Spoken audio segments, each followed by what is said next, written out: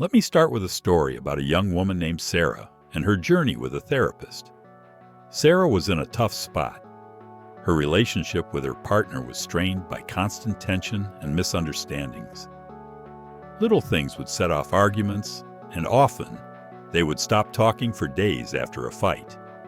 Frustrated, Sarah sought help from a therapist, hoping to find out what was going wrong. After a few sessions, she learned something surprising. Their main issue wasn't the arguments themselves, but the pattern of passive-aggressive behaviors that neither of them even noticed at first. Her therapist helped Sarah realize that instead of talking about her frustrations directly, she would drop hints or make sarcastic remarks. Her partner, on the other hand, would avoid the subject altogether, using silence to punish her. Learning about passive-aggressive behavior and its impact transformed her relationship, showing them a way to handle conflicts with honesty and respect. Today, I'd like to share what passive-aggressive behavior looks like, why it happens, and most importantly, how you can respond in a way that strengthens your relationships. Passive aggression is common, yet hard to address, and can pop up in any relationship, whether it's with a partner, a family member, or even a friend.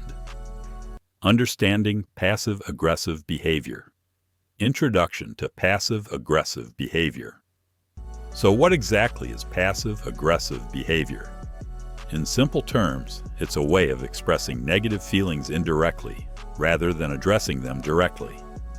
Many people struggle to express their frustrations openly, so they hint at them instead. For example, imagine you're out to dinner with someone who feels ignored because you're checking your phone. Instead of saying, "I'd like more attention," they might start making sarcastic comments like, "Don't worry, I'll wait while you're busy." This behavior is so common because in the moment it feels less confrontational. But it's also challenging because over time it can create misunderstandings and resentment. Recognizing passive-aggressive behaviors. Let's look at some classic examples of passive-aggressive behaviors. The silent treatment, sarcasm, or indirect comments like, "I guess you're too busy to care." If you've noticed someone avoiding direct conversations or subtly criticizing you, you might be experiencing passive aggression. You may also notice mood swings that don't align with their words. Someone might say, "I'm fine," but clearly isn't.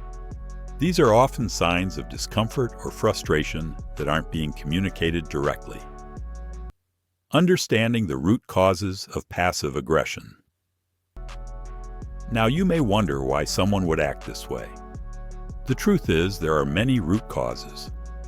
Sometimes people fear direct confrontation, especially if they grew up in an environment where open conflict was avoided. Others may struggle with low self-esteem and worry that expressing their feelings might lead to rejection. Past experiences, particularly in relationships, can also play a role. For instance, if someone was dismissed or ignored before, they might start to communicate indirectly out of habit or self-protection. Emotions like stress, insecurity, or feeling unappreciated can be strong triggers. Let's say someone feels overwhelmed at work, but they don't feel comfortable bringing it up directly. Instead, they might vent their frustration through passive-aggressive comments at home. Responding to passive-aggressive behavior. So what can we actually do about passive-aggressive behavior? Responding calmly and confidently. The first step is staying calm. It's easy to react emotionally when someone's being passive-aggressive, but responding with anger can escalate the situation. Try to keep a cool head, even if their behavior is upsetting. Then, aim for direct communication. Use I statements to express how their actions affect you, like, "I feel hurt when you avoid talking about what's wrong," rather than accusing them. This helps you share your perspective without putting them on the defensive. Encouraging open communication. Creating a safe space is essential for honest conversation. If someone feels safe to share their feelings without judgment, they're more likely to open up rather than resort to passive aggression. You can start by letting them know you're there to listen and won't judge them for how they feel.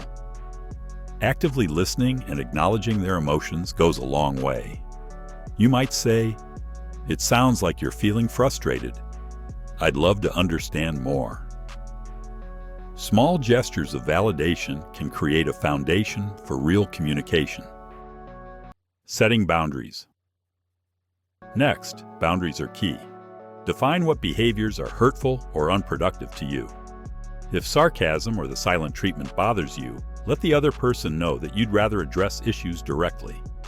Explain that while you respect their feelings, you also need clear communication to work through things together. Be consistent with these boundaries. If they cross a line, kindly remind them. This is respectful and reinforces that open communication is needed for a healthier relationship. Practicing patience and empathy. Changing these behaviors takes time. Approach it with empathy, understanding that passive aggression often stems from deeper insecurities or fears. This doesn't mean excusing the behavior, but it helps to remember they might need support to express themselves more directly. Be patient and recognize that this change won't happen overnight. For example, if they slip into old patterns, gently encourage them to try again. Over time, patience and empathy can help you build a stronger, more open connection. Encouraging professional help if needed. Sometimes passive aggression is deeply rooted, and breaking the cycle may require professional support. If that's the case, suggest counseling or therapy as a way for them to understand their emotions better and develop healthier communication strategies. This can benefit not only your relationship, but also their personal growth. Therapy can offer guidance and support in a neutral setting, making it easier for them to work through their challenges.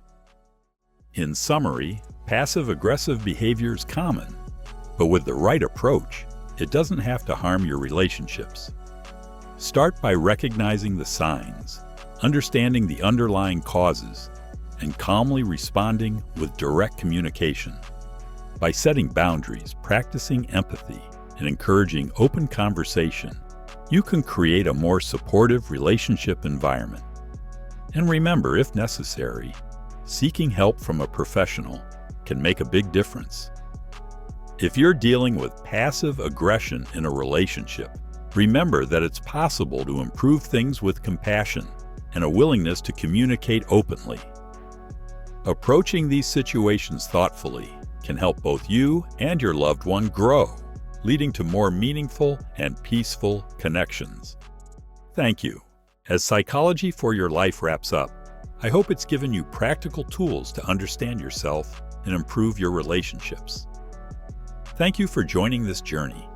May these insights continue to guide you toward positive growth in everyday life.